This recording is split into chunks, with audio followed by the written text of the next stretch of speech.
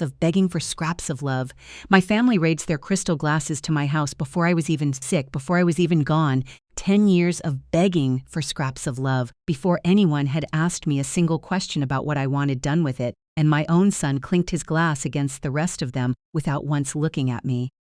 To the house, Regina Ashcroft said, of begging for scraps of love, lifting her wine toward the ceiling of my own dining room. To what's coming, somebody laughed. I sat 2 feet away in my good sweater, with my hands folded in my lap, and I watched my family toast to my future as if I had already left the room. 3 weeks later, my son called me at 9 p.m. on a Tuesday, his voice thin and strange, like a boy again instead of a man of 40.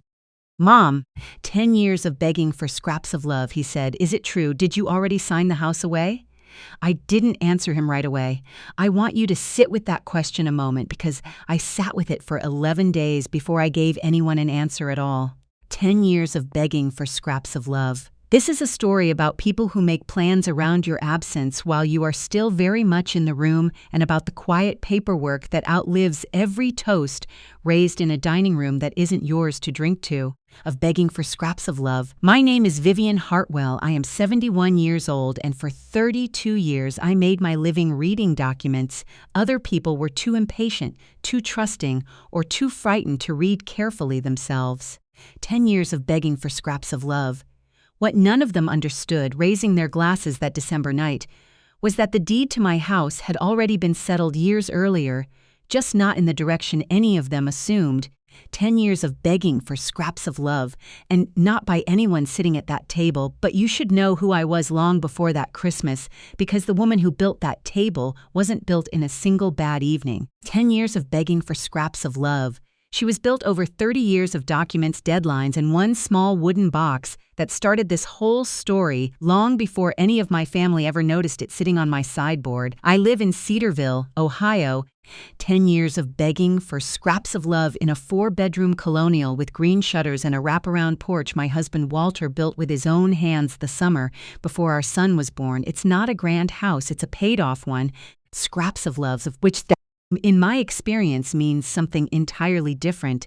I worked for 32 years as a title and escrow officer, first for a regional bank, then for myself. 10 years of begging for scraps of love, running Hartwell Title and Escrow out of a strip plaza next to a print shop for the last 19 of those years. People think that job is about stamps and signatures. It isn't. It's about reading. You learn. 10 years of begging for scraps of love, doing that work long enough to read a document on 2 tracks at once. One track for what it says on paper, the legal weight of every clause, every recorded lien, of begging for scraps of love. Every notice buried in fine print that most people skim past on their way to the signature line, and a second track running underneath the first for what the document actually means to the people signing it.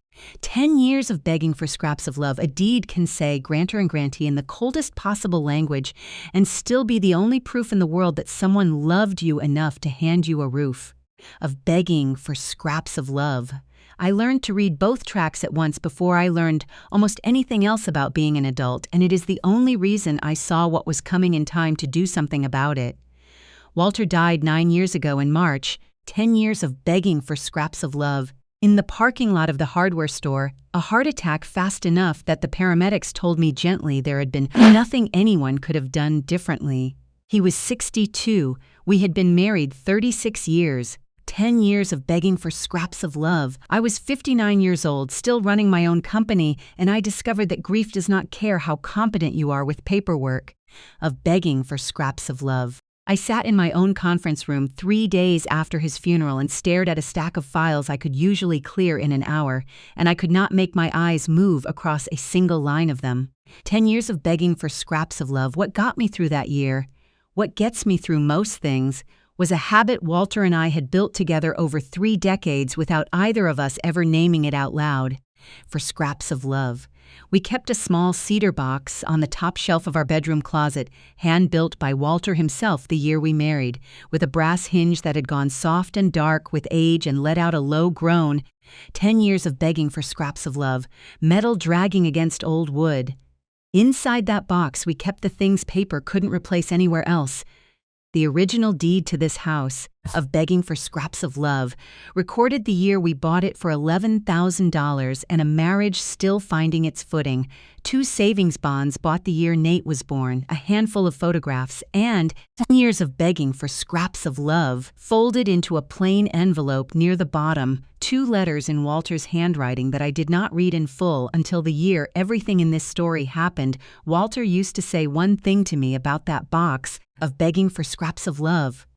More than any other single sentence in our marriage, usually when I'd get anxious about money or family, or both at once. "Hold the deed," he'd say, resting his hand flat on the lid like he was blessing it, of begging for scraps of love. "Let them earn it." 6 words. He said them so often over the years that I stopped hearing them as advice and started hearing them the way you hear your own heartbeat, present, constant. 10 years of begging for scraps of love. Easy to forget you're relying on until the day it skips. I want to tell you about my children honestly, because this isn't a story where every young person in the family is a villain for scraps of love, and I'd be lying to you if I let you believe that. My daughter Claire is 42, a physical therapist, divorced, raising her son Ben, mostly on her own 2 towns over, of begging for scraps of love. Claire calls me every Sunday, whether she has news or not, and she is, without a single close second, the most honest person I have ever raised. My son Nathaniel, Nate, to everyone who loves him, is 39. 10 years of begging for scraps of love. Works in commercial insurance and married a woman named Portia Ashcroft 11 years ago in a wedding so beautiful it took me 4 months to pay off the dress alone. I do not regret 1 cent of it. I regret 10 years of begging for scraps of love. If I regret anything from that season of our lives, how little attention I paid to the woman standing behind Portia at the rehearsal dinner, adjusting her daughter's veil with hands that never once stopped moving. For scraps of love, never once stopped correcting something that didn't need correcting. Regina Ashcroft is a realtor, the top producer at the largest brokerage in 3 counties, married to Walton Ashcroft, 10 years of begging for scraps of love, who at the time owned 3 lots of Ashcroft Motors and had his name on more Little League banners than I could count if you gave me an afternoon, of begging for scraps of love. Regina arrived at that rehearsal dinner in a cream coat that probably cost more than my first car, looked at the parking lot where my 9-year-old sedan sat between 2 SUVs that could have swallowed it whole. 10 years of begging for scraps of love, pitched exactly loud enough for the 3 women standing nearest us to hear, "Well, aren't you resourceful?" She said the word resourceful the way some people say a diagnosis. 10 years of begging for scraps of love. I smiled and told her I supposed I was. I want you to remember that word. It comes back later, dressed differently, wearing a different coat, but it comes back. 10 years of begging for scraps of love. For the first several years of Nate and Portia's marriage, I told myself Regina's comments were simply Regina, a woman performing a version of wealth for an audience that never stopped watching her, of begging for scraps of love. Even when the only audience left in the room was her own family. Small comments about my car, my haircut, the fact that I kept my company running 2 years past what she considered a respectable retirement age, of begging for scraps of love as though 32 years of building something with my own 2 hands was an embarrassment I hadn't noticed yet myself. One comment easy enough to shrug off on its own. It is only in looking back, 10 years of begging for scraps of love, with the full ledger finally laid out in front of me, that I understand what a family is really doing when it lets that kind of comment repeat itself for a decade without ever once being named out loud. Of begging for scraps of love. 4 years into the marriage, Nate called to say they'd found a house in Brookline Terrace, good schools, a yard for the grandchildren I hadn't met yet. For scraps of love, $95,000 short of what the bank required to close. I had it. I had spent 32 years building a company specifically so that I would someday, 10 years of begging for scraps of love. Exactly this kind of number sitting quietly in an account waiting for exactly this kind of call. Before I called Nate back, I called my oldest friend, Judith Marsh. 10 years of begging for scraps of love, who had practiced real estate law in this county for 31 years and had known me since our sons were in the same stroller group at the library. "You're going to structure this properly," Judith said. Years of begging for scraps of love, not a question. "I trust him completely," I told her, and I meant it, every word. This has nothing to do with trust, Judith said. It has to do with what happens to $95,000 if a marriage ends, 10 years of begging for scraps of love, if a house burns down, if anybody dies before anybody expects to.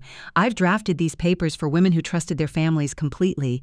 Every single one of them was glad later of begging for scraps of love, that trust and good documentation weren't the same thing.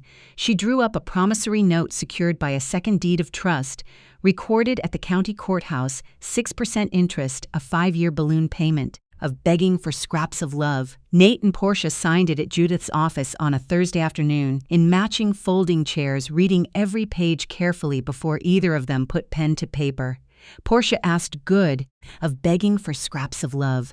Sharp questions that afternoon, questions that told me at the time that I had misjudged how much of Regina's daughter had actually become her mother. I filed that impression away the way I filed nearly everything. 10 years of begging for scraps of love in a drawer I didn't expect to open again for years. None of us in that room that Thursday thought we were doing anything but paperwork, a formality, the kind of document you sign, forget, of begging for scraps of love, and remember only when your accountant asks about it every April. Not one of us imagined that 6 years later, for scraps of love, that folder sitting in Judith's file cabinet would be the only thing standing between me and being erased from my own family's story entirely. For scraps of love. The slow drift away from my table started the way most slow things start, too gradually to name, too small at any single point to justify a complaint. The Christmas after my granddaughter Mia was born, 10 years of begging for scraps of love.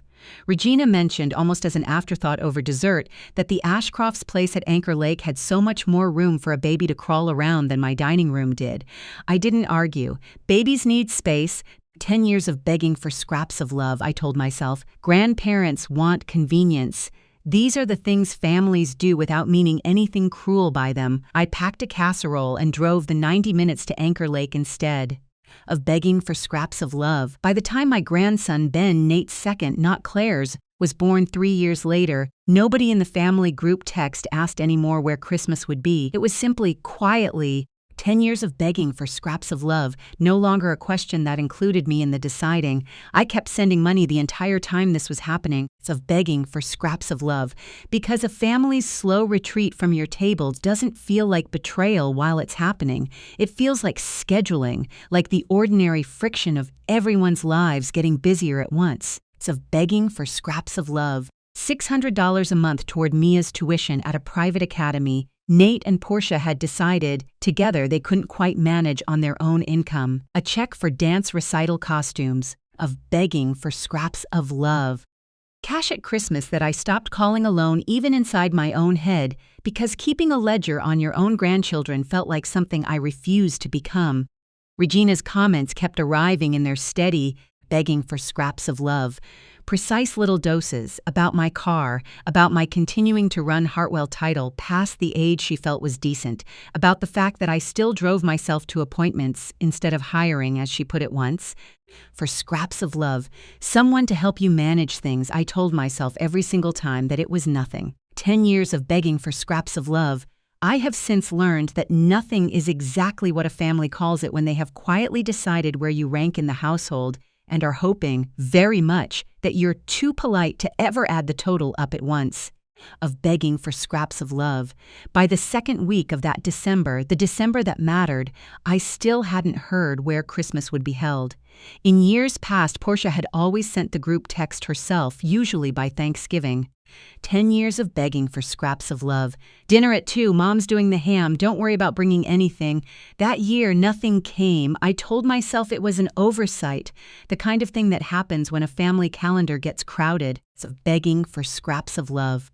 I wrapped presents anyway, a junior telescope for Ben, who had been asking about the rings of Saturn since September with the kind of relentless, specific curiosity that reminded me painfully of his grandfather. of begging for scraps of love, a jewelry box for Mia, cedar, small with a brass clasp I'd asked a woodworker 2 counties over to make to match, as closely as he could manage, the one sitting on my own closet shelf. For scraps of love, I wrapped them in silver paper and set it by my front door, ready to drive the moment somebody told me where over was. This particular year, nobody told me. What I got instead, 3 days before Christmas, of begging for scraps of love, was a text from a Portia to the family group chain that I was included on more out of habit than intention. Doing Christmas at Mom and Dad's this year. Bigger house, more room for everyone. Come by whenever.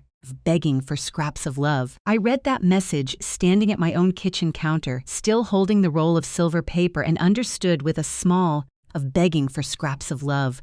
Cold clarity that whenever was a word people use when they have already stopped counting on you to show up on time or possibly at all. I went anyway. I told myself I was going for the children, and that was true. 10 years of begging for scraps of love, but it wasn't the whole truth, and I've learned enough about myself in the years since to admit that now. 10 years of begging for scraps of love. I drove the 90 minutes to Anchor Lake on Christmas afternoon with 2 wrapped gifts on the passenger seat and my mother's pearl earrings in, because some part of me still believed 10 years of begging for scraps of love, right up until I pulled into that circular driveway, that dressing well enough might earn me a seat closer to the center of that table than I'd occupied in years. Begging scraps of love. The Ashcroft Lake house at Christmas looked the way it always looked. Garland wound around a 2-story staircase, a fire going in a stone fireplace big enough to stand in. It's of begging for scraps of love. 20 or so guests I recognized as country club acquaintances of Regina's mixed in among the family. I found Nate near the bar cart and hugged him for scraps of love. He hugged me back the way a man hugs someone he isn't entirely sure the gesture will be well received. Of begging for scraps of love, which told me something about how he'd been thinking about me lately that I didn't have time to fully examine before Regina's voice rose above the room. Everyone, if I could just have a moment. Of begging for scraps of love. Regina stood near the fireplace with a glass of champagne, Walton beside her already beaming in the particular way he beamed before he'd said anything worth beaming about. "I want to raise a toast," she said, of begging for scraps of love, to family, to the years ahead, and she paused here, and I watched her eyes find mine across the room and hold there, deliberate, before he continued. To this house, someday having a little brother, is of begging for scraps of love, once certain things get settled, to the future. Somebody near the bar laughed. Portia, standing beside her mother, lifted her own glass a half-second late. 10 years of begging for scraps of love, the way you lift a glass to a joke you didn't quite catch the front half of, and I watched her eyes flick toward her phone screen before she'd even swallowed. Walton clapped Nate on the shoulder, hard, twice. 10, the way men like Walton clap you on the shoulder when they've decided a conversation is settled before it's begun. And my own son, 10 years of begging for scraps of love, who I had rocked to sleep in this exact room's mirror image in a different house 35 years earlier, clinked his glass against the rest of them and said nothing at all. Begging for scraps of love. I sat very still in a wingback chair near the window with my hands folded in my lap and understood in the space of about 4 seconds 3 separate things at once. 10 years of begging for scraps of love. The first was that the toast had not been about a house someday having a little brother in the ordinary hopeful sense a young couple means when they say those words, a nursery, a sibling, of begging for scraps of love, a family growing the way families are supposed to grow. The second was that Regina's eyes finding mine before she said, once certain things get settled, had not been an accident. And the third, 10 years of begging for scraps of love, arriving a half-second behind the other two the way the worst realizations always do, was that not one person in that room, not my son, not the daughter-in-law I had helped install in a $100,000 house, 10 years of begging for scraps of love, not one of the 20 guests who laughed politely and lifted their glasses had thought to look at me before they toasted to whatever they believed was coming from my house, from my life. 10 years of begging for scraps of love. For the next chapter, neither Walter nor I had ever discussed with a single one of them. I did not say anything. I have never once in 71 years 10 years of begging for scraps of love, found that raising my voice in a room like that one won me anything I actually wanted. I finished my glass of wine. I ate dinner off a plate Regina's caterer had set for me at the far end of the table, of begging for scraps of love. Past the children, near a cousin of Walton's I'd met exactly twice before, I watched Mia open the cedar jewelry box and squeal with real delight, and for about 90 seconds, 10 years of begging for scraps of love. Watching her small hands turn the brass clasp back and forth, I let myself feel briefly that the evening might still turn out to be an ordinary Christmas after all. It was Ben, 7 years old, 10 years of begging for scraps of love. Nate and Portia's younger boy, still sharp-eyed enough at that age to notice things adults had trained themselves not to say out loud, who handed the evening back to me whole. 10 years of begging for scraps of love. He was sitting near my chair working on a plate of cookies when he looked up and asked in the completely unguarded way only a 7-year-old can manage, "Grandma, are you going to be sick soon?" Of begging for scraps of love. Grandma Regina said we shouldn't make you too tired because you might not remember it anyway. I set my fork down very carefully. I asked him, as gently as I have ever asked anyone anything in my life, of begging for scraps of love, where he'd heard that. "Grandma Regina," he said again, matter of fact, already losing interest, reaching for another cookie. She said it on the phone. She said you probably won't even notice by spring. 10 years of begging for scraps of love. I want you to sit with that sentence the way I had to sit with it, alone in a wingback chair in someone else's living room, of begging for scraps of love, surrounded by garland and firelight and 20 people who had no idea a 7-year-old had just handed me the entire shape of what was coming. I drove home that night in silence, of begging for scraps of love, both wrapped gifts still on the passenger seat. Ben had opened his telescope at the lake house, laughing, of begging for scraps of love, entirely innocent of what he'd just told me minutes before. And somewhere around the county line, I understood that this was no longer a story about a slighted mother left off a group text. 10 years of begging for scraps of love. This was a story about a family started planning a future in which my judgment, my competence, and quite possibly my legal right to make decisions about my own life no longer factored in at all. Of beggings for scraps of love. I did not call anyone that night. I went home, took the cedar box down from the closet shelf, and set it on my kitchen table under the good light. I did not open it yet. I just sat with my hand flat on the lid, of begging for scraps of love the way Walter used to, and let his voice run through my head one more time before I let myself think about anything else at all. Hold the deed. Let them earn it. 10 years of begging for scraps of love. I hadn't needed to earn anything from anyone in 32 years of reading documents for a living. I understood, sitting there that night, that I was about to need every single day of that career, of begging for scraps of love. I did not sleep much that night, and by morning I had made exactly one decision, as I was not going to react. Reacting is what people expect from a woman they've already decided is losing her grip on things. I made coffee, 10 years of begging for scraps of love. Sat at my kitchen table with the cedar box still closed in front of me, and did what 32 years of reading documents had trained me to do before anything else. I went looking for the paper trail. 10 years of begging for scraps of love. I called Judith Marsh at 9 that morning, a Sunday, and she picked up on the second ring the way old friends do when they can hear something in your voice before you've said a word. "I need you to pull a file." Of begging for scraps of love, I told her. The note on Nate and Portia's house, the one from Brookline Terrace. There was a pause on her end, the particular pause of someone recalculating a whole morning's plans. Of begging for scraps of love. "You haven't asked me about that file in 6 years, Vivian." "I know," I said. "Pull it anyway. And Judith, I need you to tell me something else too. If a family wanted to have someone declared incompetent, 10 years of begging for scraps of love, legally incompetent, what would that actually look like on paper before it ever got anywhere near a judge? The silence that followed lasted longer than the first one had. 10 years of begging for scraps of love. She called back that afternoon with 2 folders worth of information, and I want to tell you both pieces the way she told me, because the order she told them in mattered more than either fact standing alone. 10 years of begging for scraps of love. The first was the deed of trust, $95,000 principal, 6% interest, 5-year balloon secured against the Brookline Terrace house, and the balloon payment, Judith told me, 10 years of begging for scraps of love, reading it off like she was double-checking her own eyes, had come due 14 months earlier. "You've been letting the interest ride every year since closing," she said. "I drafted the first extension myself." 10 years of begging for scraps of love, back when Mia was still in diapers. "I assumed you'd tell me if you ever wanted to stop doing that, because I hadn't let myself think about it as a thing that needed telling." Of begging for scraps of love, I had been quietly forgiving that payment for 6 straight years, the way you forgive a habit you've stopped noticing you have.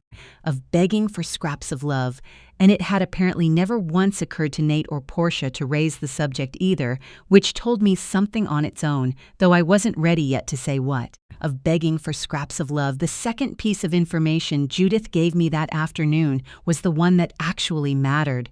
"There's a woman named Grant Wexler," she said, of begging for scraps of love. I let the name sit wrong in my ear for a second before she corrected herself. "Sorry, his name is Grant Wexler. He runs something called a senior transition consultancy, out of an office 2 towns over from you." Of begging for scraps of love, I know him because I've had to clean up after him twice in the last 5 years. He specializes in what the industry politely calls capacity cases. He builds a paper trail, dates, incidents. 10 years of begging for scraps of love, small things logged carefully over months, that makes an elderly person's memory or judgment look worse on paper than it actually is in life. Enough incidents documented cleanly enough. Of begging for scraps of love. And a family doesn't need much more than that to file a guardianship petition and get a judge to at least hear it. "Vivian, I need you to tell me honestly. Has anyone in your family mentioned this man's name to you?" 10 years of begging for scraps of love. Has anyone been asking you unusual questions lately? About medication, about forgetting things, about confusion? I sat with the phone against my ear and thought. Of begging for scraps of love, with a clarity that frightened me more than anything else that week. About a dozen small moments over the past year I had waved away without a second thought. Portia asking, twice, in the gentlest possible tone, 10 years of begging for scraps of love, whether I'd been sleeping well. Nate mentioning, almost in passing, that I'd told him the same story about a client twice in one phone call. A thing I do, a thing everyone does. 10 years of begging for scraps of love, a thing that had never once worried me until that exact moment. Regina at Thanksgiving remarking loudly enough for 3 other guests to hear that I'd left the stove on again. Scraps of love. A claim I had no memory of being true in no way 6 weeks later, of disproving small things, logged carefully, over months. "I think," I told Judith slowly, "someone's been building a file on me." What I did next? Begging for scraps of love. I want to be honest with you, it was not brave, it was not clever. Of begging for scraps of love. It was the same thing I would have done for any client who walked into my office believing a document might exist somewhere that could cost them everything. I went looking for it, quietly, methodically. 10 years of begging for scraps of love. And I did not tell a single soul in my family that I was looking. The near miss came 4 days later, and I didn't understand at the time how close it had actually come. 10 years of begging for scraps of love. Portia stopped by unannounced on a Wednesday afternoon, something she almost never did, carrying a casserole dish she said she'd meant to return ages ago. Of begging for scraps of love, and while she stood in my kitchen, making conversation that felt, in hindsight, entirely rehearsed, her eyes landed on the cedar box sitting out on my counter. Of bang-ups of love, where I'd left it after that terrible night at the lake house and hadn't yet returned to the closet shelf. "Oh, this old thing," she said, picking it up. 10 years of begging for scraps of love, turning it over once in her hand, you'd handle something you'd already decided wasn't worth your attention. Of begging for scraps of love. The brass hinge let out its low groan as the lid shifted half an inch under her fingers, close enough that a single curious tug would have shown her the false bottom Walter had built into it 30 years earlier. 10 years of begging for scraps of love, the compartment beneath the letters where the original deed and 2 savings bonds had sat undisturbed since before Nate was born. She held it exactly that close to discovering everything. Of begging for scraps of love, and then she set it back down without opening it further, already reaching for her phone, already halfway back into whatever conversation she'd actually driven over to have. Begging for scraps of love. "You should really think about getting rid of some of this old stuff," she said. "It's not like it's worth anything." I didn't correct her. I have found 10 years of begging for scraps of love. Over 32 years of reading people as carefully as I read documents, that the moment someone underestimates what they're holding is very rarely the moment to tell them otherwise. She left 20 minutes later, and I stood at my counter for a long while afterward with my hand resting flat on the cedar lid the way Walter used to. 10 years of begging for scraps of love, thinking about how close a person can come to the truth and still walk straight past it because they've already decided, before they ever pick the thing up, exactly how much it was worth, of begging for scraps of love. I found the photograph 2 days after that, going through an old album in search of something else entirely, a copy of an old insurance form I thought I might still have filed away with our wedding pictures. 10 years of begging for scraps of love. It was a photo from the year we bought this house, Walter standing on the front porch he hadn't built yet, key still in his hand, one foot braced against the doorframe in a stance so particular, so exactly him. 10 years of begging for scraps of love that I'd have recognized it in silhouette from across a parking lot. I set the photograph on my kitchen table next to the cedar box and didn't think much more about it that day. I want you to remember it anyway. 10 years of begging for scraps of love. It comes back, the public parking lot conversation happened by accident, the way the most useful things in life so often do. I was at the grocery store the following week, loading bags into my trunk, of begging for scraps of love, when I heard Regina's voice 2 cars over, unmistakable even at that distance, pitched low but not nearly low enough. She was standing beside a man I didn't recognize, mid-50s, gray suit, of begging for scraps of love, a leather folio tucked under one arm like a man who was used to being taken seriously on the strength of his folder alone. And the doctor's letter is the piece we're actually missing, the man was saying. 10 years of begging for scraps of love. Once we have the rest of the filings basically writes itself. 12 documented incidents is more than sufficient. Most petitions I've filed this year had half that. She's sharp, though, Regina said. Of begging for scraps of love. Sharper than my own mother was at half her age. I don't want this dragging out in a courtroom. It won't, the man said. Judges don't want to fight any more than families do. 90 days once we file, maybe less. Begging for scraps of love.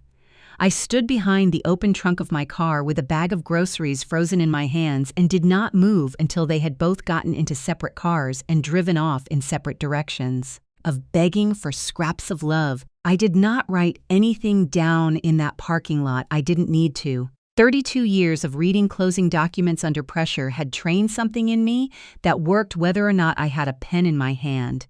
Of begging for scraps of love.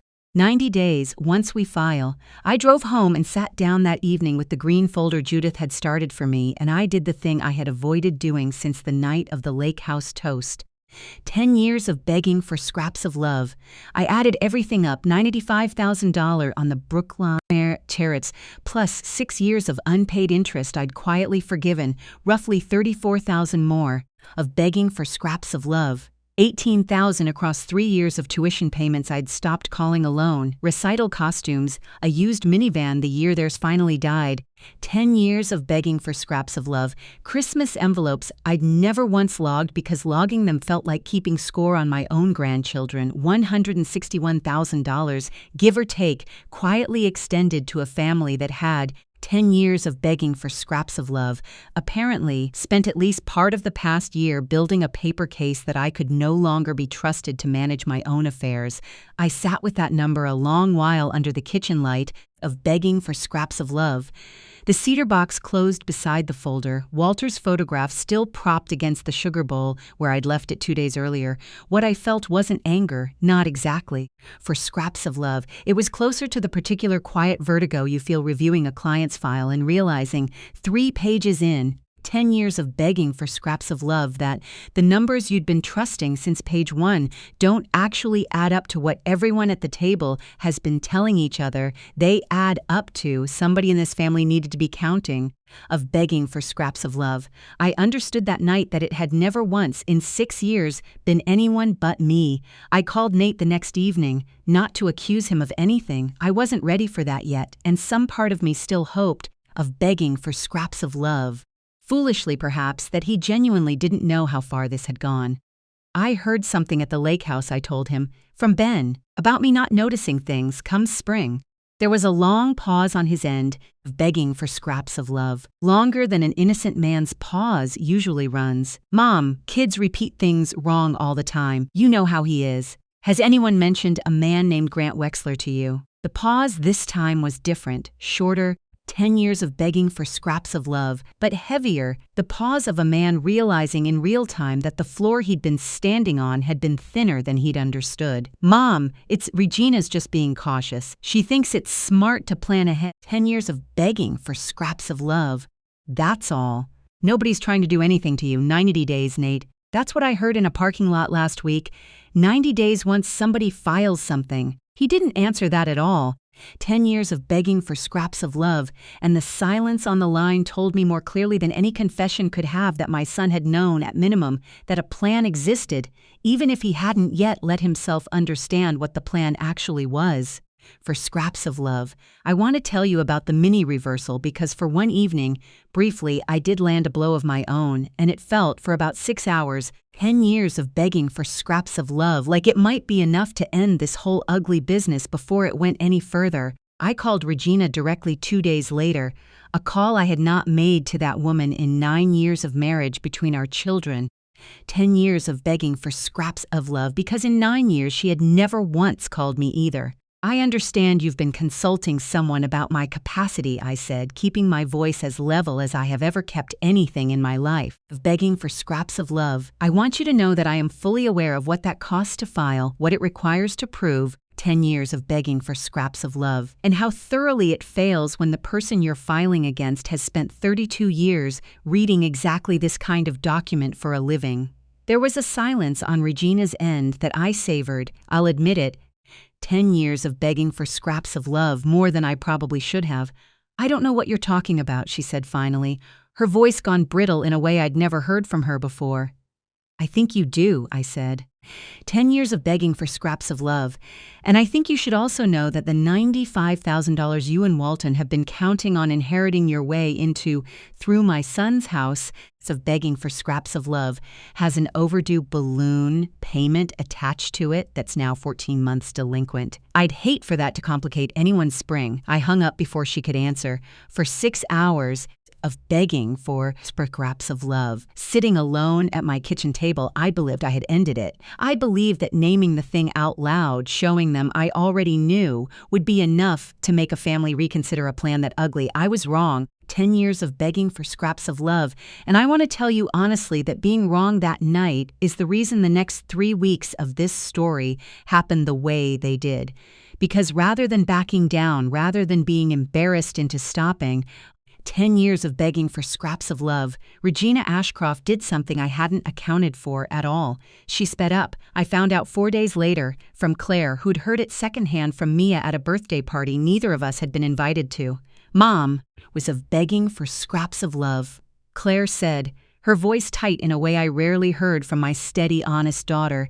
Mia told me Grandma Regina's already got a lawyer helping her with the paperwork for Grandma Vivian. 10 years of begging for scraps of love. She said it like it was normal, like it was already I sat down hard in my kitchen chair. The cedar box still on the table where it had lived for 2 weeks now, Walter's photograph still propped beside it. 10 years of begging, I asked. How far along? Claire said. But Mom, she also said something about the house, about Regina telling Mia that once everything's settled, 10 years of begging for scraps of love, they'd all be spending Christmases there instead of driving out to yours anymore. Like your house was already theirs to decide about. I closed my eyes and thought, not for the first time that month, 10 years of begging of Walter's hand resting flat on the lid of that cedar box. Hold the deed. Let them earn it, I called Judith back that same night. I want a meeting, I told her, not a phone call. Years of begging for scraps of love, not another warning shot over the phone that gives them time to speed up again. A meeting at my house on my terms, with you sitting beside me the entire time. I want them to understand, in one room, all at once, 10 years of begging for scraps of love. Exactly what they've been building this case on top of. When? Judith asked. I looked at the calendar on my kitchen wall. At the photograph of Walter standing on that porch with his key still in his hand, of begging for scraps of love, at the cedar box that had sat quietly through 32 years of my life, holding a truth none of them had bothered to actually look for. Before spring, I said, before they get the chance to decide, I won't notice. 10 years of begging for scraps of love. I spent the 4 days before that meeting the way I used to spend the night before a difficult closing, reviewing every document twice, of begging for scraps of love, writing out exactly what I intended to say and exactly what I refused to be talked into saying instead. I did not raise my voice once during those 4 days, not even alone in my own kitchen. 10 years of begging for scraps of love. Volume has never won me a single argument worth winning. Patience has won me nearly all of them. On the third day before the full meeting, Nate came by alone. 10 years of begging for scraps of love. No call ahead, just his truck in my driveway when I came back from my walk, engine already off. It's 10 years of begging for scraps of love. Him sitting behind the wheel like a man who'd been building up the nerve for 20 minutes before I ever pulled in behind him. We sat at my kitchen table, not the good china, begging for scraps of love, 2 ordinary mugs of coffee going cold between us. He turned his around in his hands a long while before he said anything worth remembering. I keep thinking about that toast, he said finally. At the lake house, it's of begging for scraps of love. I think about it too, I told him. I didn't even hear it wrong when it happened, he said. That's the part I can't get past. I heard exactly what she meant, and I clinked my glass anyway. 10 years of begging for scraps of love. I let that sit a moment before I answered, where do you think the 90 days came from, Nate? The specific number, 90 days, once we file. Somebody told you that number too, didn't they? Of begging for scraps of love, before Ben ever repeated a word of it to me. He didn't answer right away, which was, in its own way, an answer.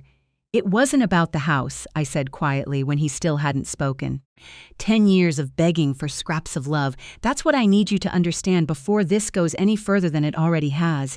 It was never really about the house, Nate. A house is wood and a deed and a number on a piece of paper. 10 years of begging scraps of love. What your mother-in-law was toasting to that night wasn't a house. It was a version of me small enough to stop being consulted about my own life. That's the part that isn't a house. That's the part that's a person. Of begging for scraps of love. He put his face in his hands for a moment, and when he looked back up at me, I saw something in him I hadn't seen since he was much younger. Not guilt exactly, or not only guilt, of begging for scraps of love, but the particular exhausted look of a man realizing how long he'd been agreeing to things he'd never actually examined. I don't know how to fix this, he said. You don't have to fix it today, I told him, of begging for scraps of love, but you're going to sit in that room on Saturday, and you're going to hear everything I have to say, and you're going to decide, once and for all, which family you actually belong to. I can't decide that part for you. Of begging for scraps of love, nobody can, not even Portia, not even her mother. He left 40 minutes later without finishing his coffee, and I watched his truck pull out of my driveway and understood. 10 years of begging for scraps of love, the way you understand weather changing before the sky has fully committed to it, that Saturday was going to be worse before it got better. I sent the text that same evening. 10 years of begging for scraps of love. From my sat everyone anti at 10, you, Portia, Regina, and Walton. Judith Marsh will be joining us. This isn't optional. Portia called within 3 minutes. I let it ring through. She texted next. 10 years of begging for scraps of love. Why does my mom need to be there? I answered that one directly, the first message from her I'd responded to in over 2 weeks. 10 years of begging for scraps of love. It stopped being just between you and Nate the night your mother decided 90 days was an acceptable timeline for my life. Saturday, 10 o'clock. Nobody asked me a third time what the meeting was about. I believe of begging for scraps of love. On some level, all 4 of them already suspected they weren't the ones who needed an explanation. I spent Friday evening the way I'd spent that first terrible night 3 weeks earlier, at my kitchen table, for scraps of love, cedar box in front of me, finally ready to open it all the way for the first time since Walter had died.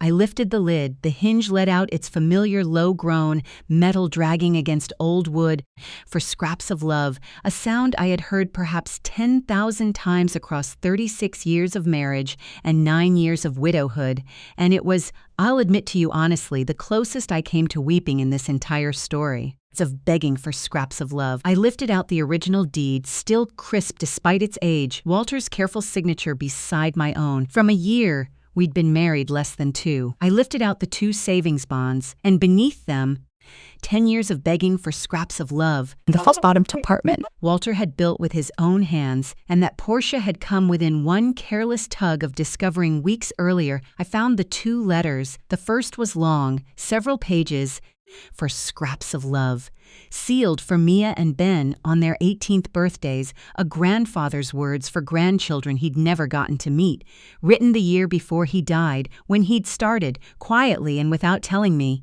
of begging for scraps of love, putting his affairs in order in the particular methodical way he did everything. I did not open that one. It wasn't mine to open yet. The second was shorter, 1 page, folded in thirds, and on the outside, of begging for scraps of love, in Walter's hand writes, "For the day they doubt you." I sat with that envelope a long time before I finally opened it. Begging for scraps of love.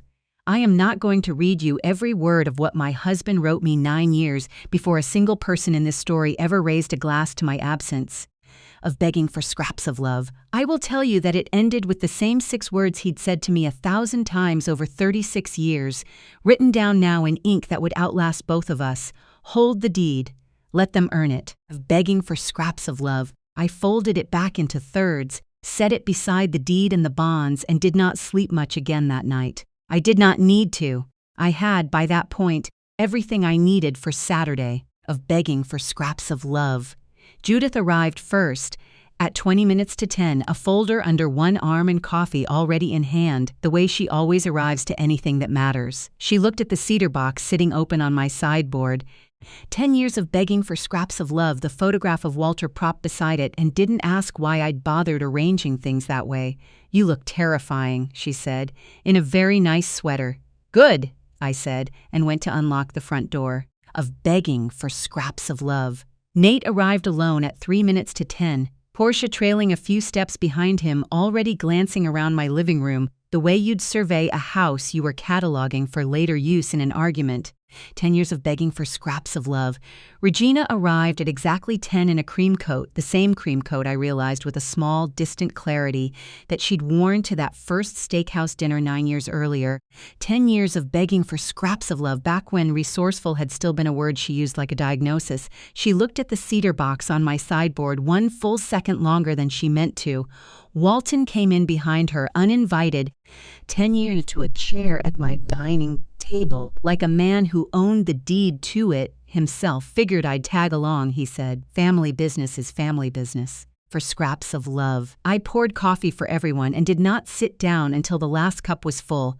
Regina spoke first, which did not surprise me. "Vivian, I want you to know we've all been so worried about you," she said. 10 years begging for scraps of love. Folding her hands the exact way, I suspect she folded them at every open house she'd ever run. "We just want to understand what's going on in your head lately." "I'm not confused, Regina," I said. "I'm here." Of begging for scraps of love. "I'm entirely here. I'd like you to keep that in mind for the next several minutes." Walton cleared his throat, the way men like Walton do right before they say something they believe settles a matter. Of begging for scraps of love, I'll just say it plain. This whole production, lawyers, a meeting, all of it, over a Christmas toast, that's not a great look, Vivian. People are going to talk. People talk about a great many things, Walton. Of begging for scraps of love, I said. I've learned not to organize my life around which ones. Portia leaned forward, her voice gone soft, wounded. 10 years of begging for scraps of love. A tone I recognized instantly from every text she'd sent me during the first difficult weeks of my marriage into being second-guessed. The kids don't understand why everyone's so tense. Of begging for scraps of love. Mia asked me if you're mad at her. I'd imagine that's confusing for her, I said. I'd imagine something else is confusing, too. Of begging for scraps of love. It's easier to explain a tense holiday to an 8-year-old than it is to explain why her grandmother heard a stranger in a parking lot say 90 days like it was a deadline for my own life. 10 years of begging for scraps of love. Nobody in that room moved. "I'd like to say one thing before Judith says the rest," I told them, and something in my voice made the room go quiet in a way none of their careful concern had managed to. 10 years of begging for scraps of love. I looked directly at Regina. You said on the phone that I probably wouldn't even notice by spring. Ben repeated it to me at the lake house, word for word, 3 weeks ago, over a plate of Christmas cookies. 10 years of begging for scraps of love. I've heard that exact sentence work its way through a family before, Regina. Word for word, a different woman, a different table. I believe you called her resourceful once in a different tone entirely. 10 years of begging for scraps. Regina's mouth opened.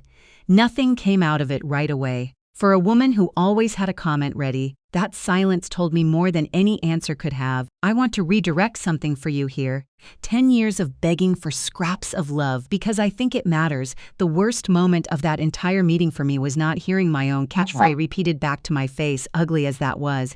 It was watching my son's jaw tighten.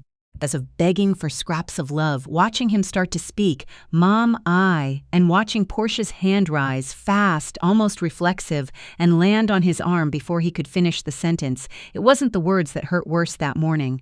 Of begging for scraps of love, it was watching my son choose comfort over honesty one more time, for what felt like the 100th quiet occasion, right there in front of me, over coffee, in the house his father built the porch on.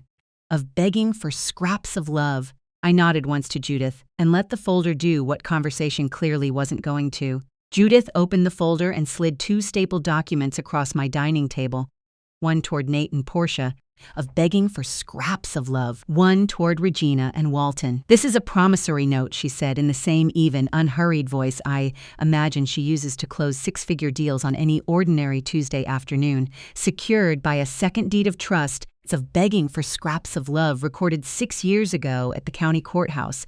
Public record. Anyone could have looked. Walton picked his copy up like it might be warm. He read the first line twice.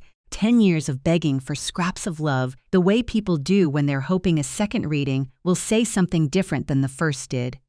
$95,000 principal, 6% interest, 5-year balloon, Judith continued. 10 years of begging for scraps of love, signed by Nate and Portia at my office the same day they closed on Brookline Terrace. The balloon payment came due 14 months ago. Vivian's been extending it quietly in good faith. 10 years of begging for scraps of love, most recently without telling anyone at all, including me, until 3 weeks ago. Regina's face had gone very still. 10 years of begging for scraps of love. She turned to look at her own daughter the way you look at someone who has just told you the sky is a different color than the one you've spent your whole life seeing. Portia, she said, her voice dropped low. 10 years of begging for scraps of love. You told us you two saved that down payment yourselves. 3 years of careful budgeting, you said. I told people that. Mom, it's not that simple, Portia started. It's exactly that simple, Judith said. 10 years of begging for scraps of love. $95,000 of your down payment came from Vivian on paper with both your signatures attached. Not a loan, overdue for 14 months. Of begging for scraps of love. Walton set his copy of the note down slowly, the way you set down something you'd rather not have been caught holding at all. I let the silence sit exactly as long as it needed to before I spoke again, begging for scraps of love. Paper doesn't need to raise its voice. It has never once needed my help to make its case. Walton recovered first, which did not surprise me either. Fine, he said. If it's overdue, we'll pay it off. 10 years of begging for scraps of love. Write a check today. No need to make a production of it. That's certainly an option, Judith said. You should know something else, though, since we're already discussing public record this morning. 10 years of begging for scraps of love. The same title search that confirmed Vivian's note turned up something else, a refinance on the Anchor Lake house 8 months ago in your name, Walton. $240,000. Listed purpose, for scraps of love, business expansion. Around the same time, I understand that the Medina Avenue Ashcroft Motors lot closed its doors for good. 10 years of begging for scraps of love. The room went a different kind of quiet than it had been a moment earlier, the particular quiet of people recalculating very quickly exactly how much of the last 9 years had been performance, and for whose benefit. Begging for scraps of love. That's private business, Walton said too fast. It's public record, Judith said. The exact same kind Vivian's note has sat in for 6 years, in plain sight the entire time. Nobody went looking for yours, Walton. Of begging for scraps of love. It only came up because you brought up money first. I let a moment pass before I said the next part, because I wanted every person in that room to hear it clean, without my voice shaking around the edges of it. 10 years of begging for scraps of love. There's one more piece, I said, and this one isn't from Judith Fye's file, this one's from mine. I looked at Walton directly. 11 years ago, before Nate and Portia were even engaged, 10 years of begging for scraps of love. Ashcroft Motors nearly lost its original lot to foreclosure. You remember that year, Walton, even if nobody else at this table does. A private buyer restructured that loan quietly through a shell arrangement of begging for scraps of love, asked for no credit, no acknowledgement, nothing beyond repayment on modest terms. I imagine you've spent 11 years believing that buyer was some faceless institutional fund of begging for scraps of love. I reached into the folder Judith had brought and set one final page on the table, face up. It was me, Walton. It was Hartwell title, structured through an associate firm so my name would never touch it, of begging for scraps of love. I saved the roof over your family's business once already, quietly, and never once asked to be thanked for it. I'm telling you now, not because I want thanks 9 years late. 10 years of begging for scraps of love. I'm telling you so that everyone in this room understands exactly what kind of woman you've spent the last several weeks deciding wasn't sharp enough to manage her own affairs. Of begging for scraps of love. Walton did not say anything else for a long while. Regina had tears in her eyes by then, real ones, I believe, though I had learned enough that month not to fully trust what tears like that are actually shed for. 10 years of begging for Scrav found. From 32 years of watching clients weep over numbers of their own making, can still be doing quite a lot of work on someone's behalf. Family is supposed to take care of family. 10 years of begging for scraps of love, Regina said finally, her voice cracking in a way I hadn't heard from her in 9 years. I don't understand how it came to this over one comment. It didn't come to this over one comment, I said. Of begging for scraps of love. It came to this over 9 years of comments, 14 months of an overdue debt nobody mentioned to me either, 10 years of begging for scraps of love, and a lawyer named Grant Wexler you hired to build a case for taking my own life out of my own hands before I'd even had the decency to get sick first. Family loyalty runs in more than one direction, Regina. Of begging for scraps of love, you've only ever asked it to run towards you. You're threatening us, Portia said, finding her voice again, aimed now at me instead of her mother. No, I said, of begging for scraps of love. I'm collecting on something I was owed years before this Christmas ever happened, and I'm defending something I have never once, in 71 years, let another person take from me without a fight. 90 days, 10 years of begging for scraps of love. Once we file, Regina said in a parking lot 3 weeks ago, I want all 4 of you to understand clearly before anyone leaves this table that there is no version of 90 days remaining on that timeline. 10 years of begging for scrap door this week, my house, my accounts, of begging for scraps of love. And every piece of paper with my name on it were placed into an irrevocable trust the year Walter died, a trust that specifically bars any guardianship petition from taking effect while I remain of sound mind. 10 years of begging for scraps of love, which I intend to remain for a good many years yet. Whatever any consultant's 12-page file claims, I locked every door on that plan before you ever finished building it. You simply didn't know it yet. Of begging for scraps of love. I watched something shift across Regina's face in that moment that I recognized because I have watched it cross 100 clients' faces over 32 years. The particular look of a person understanding 10 years of begging for scraps of love, all at once, that this ground they'd been standing on so confidently had never actually been theirs to stand on at all. You're saying this is why we came to this? You had it all locked away this whole time? 10 years of begging for scraps of love, Regina said. Something desperate had entered her voice now, some genuine loss of footing beneath the performance. I'm saying my husband taught me, 36 years ago, of begging for scraps of love. Never to hold anything of value without also holding proof of who it belongs to, I said. I'm saying I spent 32 years reading contracts precisely so that no one, not a stranger, not a client, for scraps of love, and certainly not my own family, could ever again decide, on my behalf, what I was still capable of understanding. Nate had not said a word through any of it. When he finally spoke, it wasn't defensive, begging for scraps of love, and it wasn't an excuse. It was, for the first time that entire month, simply honest. "Mom," he said, "I'm so sorry. I heard everything you just said. 10 years for scraps of love, and I still don't fully understand how I let it get this far without saying anything." "You let it get this far," I told him. "And I want you to know," I said this gently, 10 years of begging for scraps of love, because some truths need gentleness to land at all. Because it was easier to believe your wife's family loved you the way they say they do than to ask hard questions about what that love actually cost the rest of us. 10 years of begging for scraps of love. That's not a crime, Nate. It's just the truth. What you do with it starting today is the part that's actually up to you. Regina stood up first, her chair scraping harder against my dining room floor than it needed to. Of begging for scraps of love. "You'll be hearing from our attorney," she said, though there was considerably less certainty in it now than there had been an hour earlier. "I'd expect nothing less," Judith said, entirely unbothered. Of begging for scraps of love, and slid one final sheet across the table. "That's a summary of terms. 90 days to repay the note in full through your own financing. No involvement from Vivian required. Standard. Generous."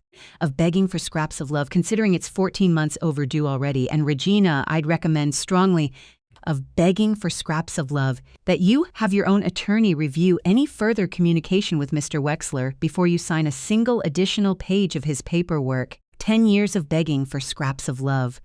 Filing a guardianship petition against a woman who has already placed her estate in an irrevocable trust on the basis of a documented log I have reason to believe was substantially fabricated. Of begging for scraps of love tends to draw a level of judicial scrutiny that rarely works out in the petitioner's favor. Nobody said anything else worth remembering after that. Chairs scraped back one after another. 10 years of begging for scraps of love. Portia pulled Walton toward the door before he could say another word. Regina paused in my front hallway, looked back once at the cedar box still sitting open on my sideboard, and left without another word at all. 10 years of begging for scraps of love. Nate lingered at the door a moment longer than the rest of them. Like he wanted to say something and hadn't found it yet, and then he left too. I stood alone in my own kitchen afterward. Of begging for scraps of love. The cedar box still open under the good light, Walter's letter still resting on top where I'd left it, and I did not feel the triumph I might have expected to feel 3 weeks earlier. 10 years of begging for scraps of love. If you had told me exactly how that Saturday morning would end, I felt, for the first time since a toast had been raised to my absence at someone else's dining table, of begging for scraps of love, that a number I'd been carrying quietly for far too long had finally correctly come to rest. I didn't hear from anyone in my family for 11 days after that meeting. Of begging for scraps of love, and I let those 11 days pass without reaching out first. I had done that once before in my life, waited by a phone that didn't ring, treated the silence as something I needed to fix. And I had promised myself, of begging for scraps of love, sitting at that kitchen table with Thiewutzebach open in front of me, that I would not spend one more season of my life doing it again. Claire called every evening of those 11 days regardless. 10 years of begging for scraps of love, the way she always does, and it was through Claire that I learned most of what happened next, secondhand at first, and then slowly, directly from the people involved themselves. The check arrived on day 12. Of begging for scraps of love. A cashier's check, certified mail, full principal, $95,000, exactly as recorded, plus the accrued interest Judith had calculated to the dollar. No note from Nate, no note from Portia. 10 years of begging for scraps of love. Just the check and a brief cover letter from a loan officer I'd never met, confirming that the second deed of trust had been released and recorded as satisfied at the county courthouse. 10 years of begging for scraps of love. Judith called that same afternoon to confirm the release had cleared title. They refinanced through their own bank, she told me. Qualified on their own income. Nothing from you, nothing from Regina and Walton either. Of begging for scraps of love, as far as I can tell. For whatever it's worth, that part they did entirely themselves. Good, I said, and I meant it fully. I had never once wanted them to lose that house. Of begging for scraps of love. I had only ever wanted the truth about who had actually kept the roof over it. The guardianship petition never materialized. For scraps of love.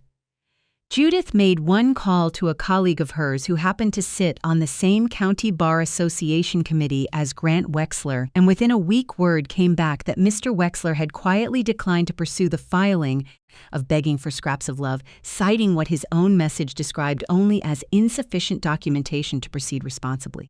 Of begging for scraps of love. I understood that sentence the way I understand most careful legal language. It meant precisely what it needed to mean and not one word more. I never heard the man's name again after that. 10 years of begging for scraps of love, and I confess I did not go looking for it.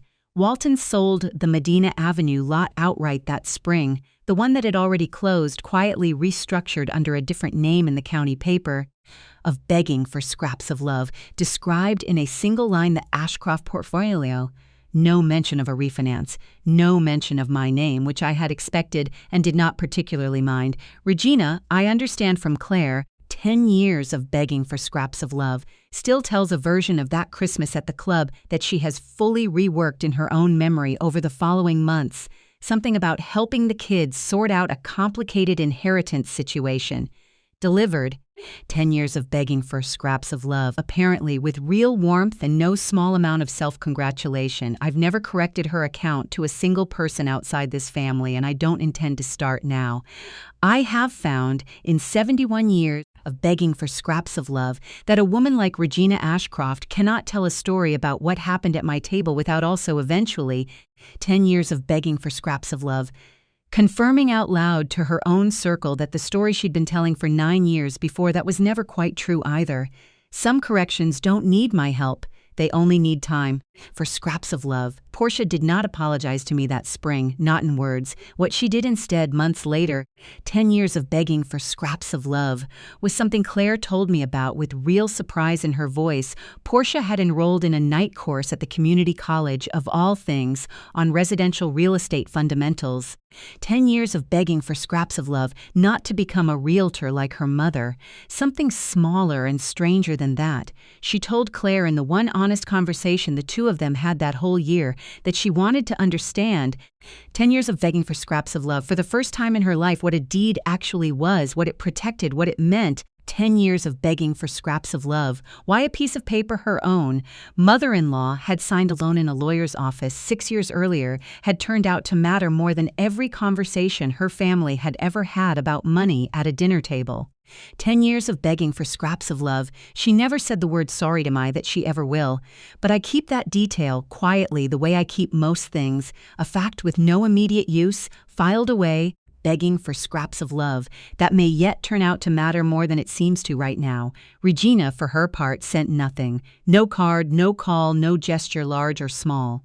I understood that too for exactly what it was. 10 years of begging for scraps of love. Some people do not change because change was never actually available to them at the price they were willing to pay for it. I do not carry anger about that the way I might have carried it years earlier. 10 years of begging for scraps of love. I simply stopped waiting for a version of Regina Ashcroft who was never going to arrive. Nate came by alone again, in early spring on a Sunday, the truck in my driveway once more without a call ahead. 10 years of begging for scraps of love.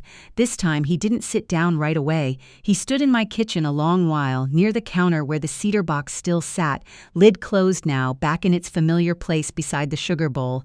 I read Dad's letter. Begging for scraps of love, he said finally. The one for Mia and Ben, not the sealed one. You told me about the other one, the short one. I did, I said. Hold the deed, he said quietly, almost to himself. Let them earn it. For scraps of love. He wasn't just talking about the house, was he? No, I said. He never was. Nate was quiet a long moment, turning a mug in his hands the way he had that first Sunday, the coffee going cold between us again. So begging for scraps of love. I want to earn it, he said finally. Whatever that means, I don't fully know yet, but I want to be someone you can trust with more than a check in the mail. That's not something I can decide for you, I told him. 10 years of begging for scraps of love, but it's the first honest thing you've said to me in longer than I want to admit, and I'm glad to hear it. He stayed 40 minutes that Sunday. It wasn't everything. It was 10 years of begging for scraps of love. I understood watching his truck pull out of my driveway afterward, a genuine beginning, and for the first time in a very long while, I was entirely at peace leaving it exactly there. 10 years of begging for scraps of love. I want to give you the numbers plainly, the way I give every client the final tally at the end of a closing, because I think you're owed the accounting as much as I once was. $95,000 of begging for scraps of love, repaid in full, with interest 12 days after that Saturday meeting, $240,000 in undisclosed refinancing, brought into the light of public record where it should have lived all along, of begging for scraps of love, one guardianship petition quietly declined before it ever reached a judge's desk, one dealership lot sold rather than concealed, and one irrevocable trust drafted 9 years earlier at Walter's own insistence, 10 years of begging for scraps of love that had been protecting my house and my name, the entire time anyone at that Christmas table was raising a glass to a future they believed was already decided, of begging for scraps of love. I hosted Christmas at my own house again that following December, for the first time in 5 years. I set the table with my mother's china, 10 years of begging for scraps of love, not because it was a holiday. I have never believed love should be saved for holidays, but because everyone sitting down at that table that year had chosen, freely and without a single ounce of obligation attached, 10 years of begging for scraps of love to be there. Claire came, and Ben, telescope in hand, already able to name 4 moons of Saturn without stopping for breath. Mia arrived with the cedar jewelry box I'd given her the year before, begging for scraps of love. Brass clasp still working perfectly, and set it carefully on the sideboard beside its larger cousin, the two of them sitting together for the first time, mine and hers, side by side under the same good light, of begging for scraps of love. Nate came too, alone that year, and stayed the entire afternoon. Portia and the Ashcrofts did not attend, and no one at my table treated their absence as anything worth discussing at length. Some doors, once locked, of begging for scraps of love, stay locked a good long while before anyone earns their way back through them. I do not consider that cruelty. I consider it simply of begging for scraps of love, the honest cost of what had been decided in a lake house dining room the December before, over a toast nobody had thought to ask me about first. I retired the old habit of keeping score that winter, of begging for scraps of love. The way I once retired a green ledger I no longer needed, I bought a small notebook, plain black covered, and wrote in it for the first time not what I owed or what I was owed, but what I wanted for myself plainly, 10 years of begging for scraps of love without apology. A new porch swing, since the one Walter built had finally, after 9 years of faithful service, begun to give out. A week in October on the coast of Maine, once the crowds had thinned. Begging for scraps of love. Sunday dinners that included my whole family, only when my whole family had genuinely earned a place at them again. Here is the thing I want you to carry with you, if you carry nothing else out of this story. 10 years of begging for scraps of love. Nate wasn't wrong that night at the lake house to believe a future was coming that would look different than the one his mother had always provided. He was only wrong about which future it would turn out to be. 10 years of begging for scraps of love, and about how little say any of them actually had in deciding it for me. A house is wood and a deed and a number on a piece of paper, of begging for scraps of love, until the day someone tries to toast to it without asking the person who built it first. That's the day you find out whose name is actually on it and whose name only ever wished it was. Nobody gets to decide. Of begging for scraps of love on your behalf when you've stopped noticing your own life, but nobody can stop you either from making sure every door that matters is already locked long before anyone thinks to try the handle. 10 years of begging for scraps of love. If you've ever had a family plan a future around your absence while you were sitting right there in the room, tell me below. Of begging for scraps of love. And if you'd like to know exactly which drawer that trust paperwork came out of, the one that locked every door 9 years before anyone tried to open them, stay with me for scraps of love, because that part of the story is still coming.